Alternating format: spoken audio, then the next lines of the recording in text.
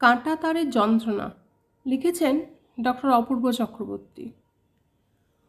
ও মানুষ, তোমরা জাত পরে খোঁজো, আমায় একটু খাবার দাও। 3 দিন আমার মেয়েটি কিচ্ছু খায়নি।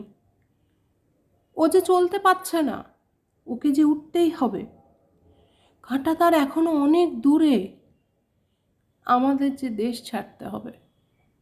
ও মানুষ, তোমরা জাত পরে খোঁজো, আমায় একটু খাবার দাও। মেঘ ঢেকেছে আলোকে, চারপাশে অন্ধকার, আলের কাঁটা পা কেটেছে।